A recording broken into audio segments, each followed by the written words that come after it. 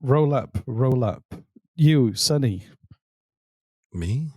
Yes, you, Sonny. How would you like to win a juicy bit? Oh, it's all I dream about. Please take my money fish in a bag for that this. will die. What? And maybe a fish in a bag that will die. That I will name him Gus. Okay, cool. Just throw this rock at one of those men, Okay. and you'll win a juicy bit.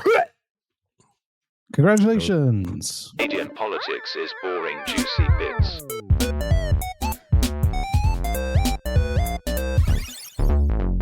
Canadian politics is boring juicy bits. Easily one of the weirder intros we've ever done. How to alienate new listeners. Yeah. 101. Oh, yeah. If you're a new listener, welcome to Canadian Politics is Boring. Reese is a Welsh immigrant teaching Canadian politics to me, an apathetic Canadian who genuinely doesn't care about politics. These are juicy bits. Juicy bits are us reacting to news, topical news that's fairly recent, and people seem to like this shit for some reason. So stick around. Some people hate it. Some people hate it. That's true. But they still listen, which is even weirder. This is the shorter version of what we do. Jesse, before we get into the main content, I was thinking the other day, land acknowledgements. Yes. When they do land acknowledgements where people will say, hey, before we start, I want to acknowledge that we're on the unceded land, or, this is the... But I was at the Toronto International Film Festival recently, and then I was at the Atlantic International Film Festival recently, and this would occur now and then. Yeah. And it would happen when I'd go to like theater plays, and I'm fairly aware. It's a way of acknowledging the land that we took over many, many years ago. I kind of feel, though, like it's a dick move, though, because you need to put the line at the end of acknowledgement, but you can't have it back. Because it's kind of like rubbing people's noses in. I kind of feel like if it was me and I was from a community that lost my land, and then... But you can't have it back. But why is you just rubbing people's nose in it? If it's like kind of just start giving them the land back and don't rub their nose in the fact that... It's like doing a home invasion and like having the family tied up on the couch and then like, okay, acknowledging, I'm so sorry that I would like to acknowledge before I start watching your TV. I'd just like to acknowledge I'm going to enjoy watching The Queen on your Netflix account, and how privileged I am to be doing so. Yeah. I'm eating the nachos that you just ordered and had delivered 15 minutes ago. There was a skit. It was either Mad TV or SNL. It was very funny, and it was about this very thing. They were like, the group of people in audience was about to watch a theater play, and someone comes up and does the land acknowledgement, and then one guy gets up. He's like, "Should we leave?" Exactly. It is exactly. I kind of feel like it is like, I understand it's great you're educating people whose land you're on, but then I'm like, well, maybe you should start giving bits of it back. I understand that it's complex, and some people have worked their entire lives to buy a home, and it's not as simple as that. But there's a lot of Canada that is doing nothing that you could give back. So what's the topical news bit? Is this just something you wanted to do? This is just a thought I had while I was driving home from work. Oh, I thought it had something. I thought this was you were leading. No. This is just a tangential thought. Okay. Yeah. Anyway, so. Either give it back or shut the fuck up about it. Stop rubbing their noses in you. Stop being mean. Yes, we know. We know we know your great grandfathers took our land. We know this. Okay, yeah.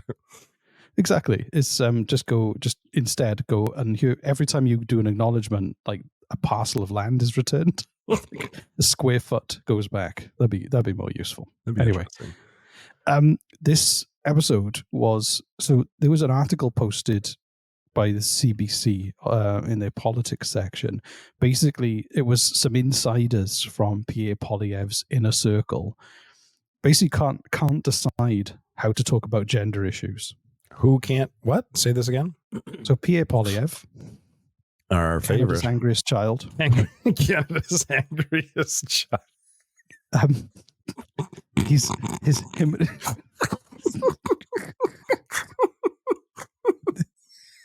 I'm sorry. Why is that so funny? It's really funny. I love it so much. Can we just refer to him as that from now on? That's Canada's angriest child, CAC. Yeah. Exactly. Mr. CAC. So did he have another tantrum? No. So they're trying to work out. They like basically when it comes to gender identity, their inner circle is split on whether they should take the more polarizing approach of the far right and see if they can get more anger and more rage frothed up and from that core support, Right. or should they take the right approach of being inclusive and welcoming to all, because if they do one, they're going to piss off the other. Do they want to lose moderate votes, or do they want to lose the far right frothy mouth people? This is what I hate about modern politicians is it's got nothing to do with what they believe. Exactly. They genuinely don't give a shit. It's all about how do we get the most votes? It's a game for old rich people to play politics. That's it, man. They don't give a shit about you. No. So is literally them saying like, oh, I don't know, and they're basically saying they haven't made a decision on the matter of what they believe. It's not that hard to like. If someone goes like just genuinely honest, if you felt in a safe place where you can honestly express how you feel about an issue, then I think most people can, from their heart, go, I believe this, and talk sensibly and passionately about whatever they feel about an issue. But this is everything they're doing is based solely on like who are they willing to sacrifice, moderate voters or frothy mouthed far right voters. Frothy mouthed. Sounds like a new drink from Tim Hortons. The rapies? What did you say? Rabies. Oh, rabies. I thought you said they have the rapies. I'm like, Jesus Christ. Frothy mouthed rapies. It sounds not like what I said. A treat from Tim Hortons, honestly, is what I was going with. So they can't decide whether they need to protect children from transgender ideology or they just need to grow up. I mean, this isn't surprising at all. It's not. They don't care. It's just about votes. The fact that we're hearing about this is kind of surprising. I figured this would be like behind closed doors sort of thing. I think it's like an unnamed strategist, and it says one party source. So it's people basically saying that like they walk in a tightrope at the moment, which is interesting because it's the perfect. If I was Trudeau or I was Jagmeet Singh, I would. It's the perfect thing to start prodding and Jagmeet. Jagmeet, yeah, you could just start prodding and kind of like shaking the wire that he's walking on at the moment. Do you think he'll do that? I don't know. But the most interesting thing about it for me is that the most interesting thing for me about it is the fact that there's no principle. There's no principle at all. It's just purely like a numbers game. Can we afford to lose these people here? Can we lose those people there? I think this happens all the time. Oh, no, don't get me wrong. It's just not very often you hear a newspaper article happen from inside a party fair. While it's one of the really big issue they're talking about. Fair. This is a behind closed doors thing. Yeah, I think this is not surprising in the slightest. At all. Like this isn't like a moment. This is like, okay, it's par for the course. Like what else is new? This is what politicians do, man. They don't care about you. They don't. It's also like when think about when think of the type I can't remember which election it was when Trudeau promised to reduce like mobile phone bills. I don't remember that. That's one of those kind of like really. I don't listen to promises anywhere. Who the fuck listens to politicians' promises? Fucking hell! But it's really funny because it's like they had a focus group and they asked the focus group like, "Hey, what do you find out? Oh, phone bills are really high. Great. So then, literally, let's do a policy where we're going to reduce phone bills. Did it ever happen? No idea. I just switched to a cheaper provider. No, I'm fairly certain it did not happen. No, but exactly. think about the type of person who ends up becoming a fucking career politician. Okay, you have to love being in the spotlight.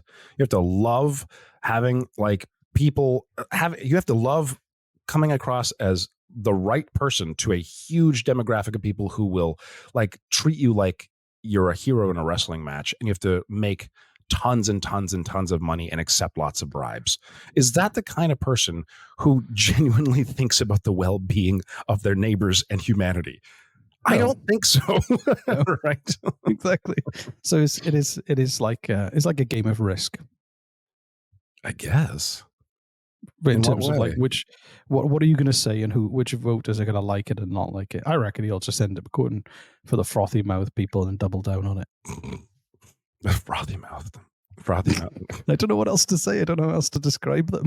I like it. No, that's good. Works for me. Yeah, cool. So anyway, that was the juicy bit. So Yes. It was okay. It wasn't that juicy. I mean, these are only supposed to be short. Let's comment on the news. I don't know what you're expecting from me. Some kind of parade with animatronic humanoids. I mean, that'd be great. And maybe even like, look, there's Reese. He's walking in front of the parade with what looks like an actual working lightsaber. He's slicing fruit with it. How does he do it? Nobody knows. That would be amazing. Oh, no. He's just reading from a newspaper article and making bad jokes. All right, well, thanks for listening and sticking Here's us in your ear titles. holes and Canadian politics is boring, juicy bits.